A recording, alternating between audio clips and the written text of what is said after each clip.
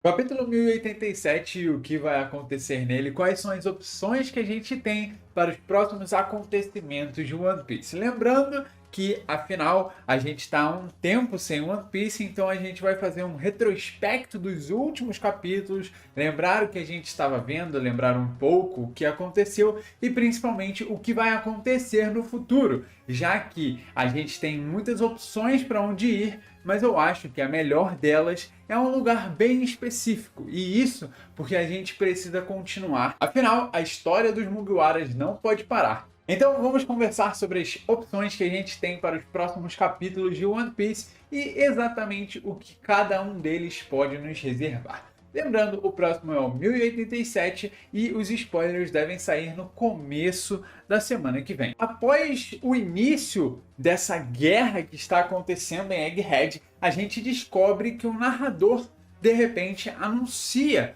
o fim da guerra, mas sem nada ter acontecido. O que ele fala é que daqui um dia todos irão reconhecer e ficar chocados com o incidente que se deu na ilha de Egghead. Ou seja, tem muitas opções. Vegapunk pode estar sendo derrotado, o Gorosei Saturno pode estar sendo, o Almirante ou o próprio Luffy. Essas são as principais opções que a gente tem para ser completamente destruídos ali, e a gente ainda não tem uma certeza exata de quem realmente vai agir nesse momento, mas o que a gente pode pensar é que o alvo maior estava na cabeça de Vegapunk, e o melhor homem para ser culpado por isso é Luffy do Chapéu de Palha. Claro, muitos iriam negar a opção do Luffy fazer algo tão ruim para alguém, mas é como a gente já sabe. O governo mundial sempre manipulou as ações e o que era mostrado para o mundo, então isso é mais uma coisa que eles podem esconder para eles mesmos e simplesmente contar ao mundo que o Luffy é o culpado e que ele fez tudo propositalmente. E, obviamente, vamos ter uma ajudinha do Morgans para isso. Afinal, tudo por uma informação nova. E então, após o narrador confirmar que a gente estava saindo da ilha de Egghead, com esse grande incidente, a gente começa a visitar algumas questões que ficaram em aberto. A batalha de Law e Barba Negra terminou com a derrota de Law e ele conseguindo fugir junto com o Beppo, transformado na sua forma Sulon, mas isso não foi o suficiente para impedir a derrota dos piratas Heart e ele provavelmente vai estar fugindo para perto do Chapéu de Palha. Essa é a opção mais lógica que a gente tem inicialmente. E também o outro Chichibukai, o outro pirata que foi culpado por derrotar a Big Mom, também foi derrotado. Esses dois supernovas caíram pela mão de dois Yonkous que são cotados para chegar no trono de Rei dos Piratas. Shanks, pela primeira vez na história, aparece e derrota Kid com um único golpe, utilizando a mesma habilidade que o Roger utilizou contra o Oden. Kamusari, que seria mais ou menos como despedida divina. E é um golpe que é bastante interessante, porque ele não parece que corta exatamente a pessoa. Parece que é um choque utilizando apenas Haki. E isso dá um debate bastante interessante quando a gente lembra que ele supostamente é mais fraco que o Mihawk quando a gente fala sobre habilidades com espadas. Mas eu acho que o Shanks vai um pouquinho além disso. Junto com isso, as informações que ele junta sobre Barba Negra e a vontade que ele tem agora de voltar à corrida para se tornar o Rei dos Piratas. Ou seja, dois Yonkous conseguiram o que eles queriam, que são os Road Poneglyphs. E a jornada deles para se tornar o Rei dos Piratas está mais viva do que nunca. Ou seja, os dois são incapazes de conseguir a própria jornada e tiveram que roubar o que o Luffy conseguiu. Só dizendo. E também vimos o que aconteceu com o Bug. Depois de muitos conflitos, a gente viu que ele, Crocodile e Mihawk começaram a se questionar sobre o que fazer e os dois estavam culpando o Bug por querer dar um passo maior do que a própria perna. Mas ele pode, afinal, a perna dele simplesmente sai do corpo. Então ele grita a todos os seus subordinados que agora eles também estão na corrida para se tornar um rei entre os reis, aquele que detém o título de Rei dos Piratas e que vai concorrer com Shanks, Luffy e Barba Negra. Mihawk até questiona se vai fazer eles dois lutarem contra essas bestas que são os Yonko. E obviamente o Mihawk não quer enfrentar um por um porque seria burrice. O homem só quer a sua paz, ele não quer nada demais. Apenas se vingar do governo, que obviamente tirou isso dele. E então, para o lugar mais interessante de todos, a batalha entre os Gorosei e Sabo. Ou melhor, o esculacho que Ino-sama fez contra o Sabo apenas sentado no trono vazio. Não tinha comparação entre os poderes. Sabo saiu completamente destruído, seu corpo completamente dolorido após uma simples flecha atravessar ele. E então também vimos a aparência dos Gorosei em formas diferentes, silhuetas de monstros que são chamados de deuses guerreiros.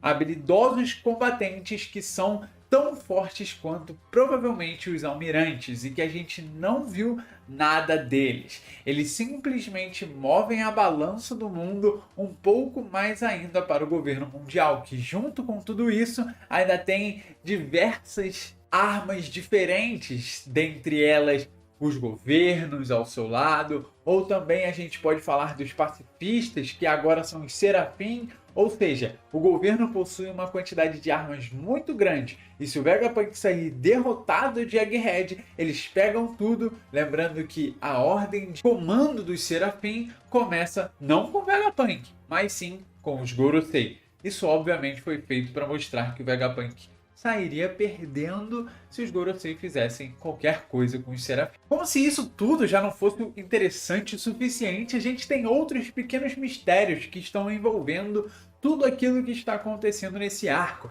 A Bonnie e o Kuma, o que eles dois representam para essa história e por que o Oda está tão interessado em mostrar o passado deles. Será que tem a ver com God Valley? Será que não? O que aconteceu com Big Mom e Kaido? Realmente eles saíram completamente derrotados de Wano e acabaram perecendo naquele monte de lava que circulava o corpo deles? Como as Akumas no Mi se formaram? Por que elas são o desejo de todos os seres humanos? Qual é a motivação para a criação disso? O que está acontecendo entre Garp e Kuzan? Quem vai sair vencendo essa luta? Ou seja, são muitos mistérios para a gente falar em um vídeo só, e claro que todos eles possuem respostas. Podem estar certas no que a gente fala ou podem estar erradas. Mas a questão aqui é a gente entender qual é o próximo caminho do Oda. E eu realmente acho que a gente não vai voltar para Egghead. É sinceramente o que eu mais quero. Eu quero entender o que vai acontecer nesse incidente. Afinal, é um Gorosei contra o Luffy. É algo que vai ser gigante. E eu sinto um pouco de tensão no ar quando a gente fala entre as outras coisas que estão acontecendo. Porque eu não sei se a gente vai ter o Garp versus o Kuzan agora, porque eu acho que a derrota de alguém vai significar não só a derrota da pessoa num todo, mas a vida dela. Afinal, eu acho que o Garp ele vai representar muito mais pro Kobe quando tudo isso terminar. E aí a gente vai poder ver a evolução do Kobe, assim como foi com o Luffy. Ele precisava de um gatilho para aumentar ainda mais a sua força, para chegar ainda mais longe. E a derrota do Garp, né? Não só isso, não só a derrota, mas algo ainda maior, vai fazer com que ele desperte ainda mais a necessidade de se tornar alguém mais forte e mudar de uma vez por todas o mundo de One Piece. Bem sincero, o que eu mais estou interessado em ver é o que vai acontecer no fim de Egghead, porque vai envolver muitas coisas. Tem um Buster Call, um Almirante e um Gorosei indo pra lá, e a gente já viu que o Gorosei vai lutar. Então assim, o passo que a gente vai dar após o fim de Egghead vai ser tipo assim, pra quem não tava entendendo que a gente tá na saga final, agora vocês vão entender. E isso com certeza vai ter uma atualização de recompensas, afinal o Luffy vai sair de lá. E ele vai sair como um foragido ainda maior do que ele saiu do país de Wano. Que a derrota dos Yonko foi misturada ali entre os três que estavam envolvidos, né? Os três supernovas que eram os capitães. Esse bloco de informações que o Oda tá dando pra gente é muito para direcionar todas as atenções para o mesmo lugar, que é o momento em que todos eles vão estar disputando a mesma coisa. A gente já vê o Teach agindo de várias maneiras, aí agora a gente vê que o Shanks está seguindo o Teach.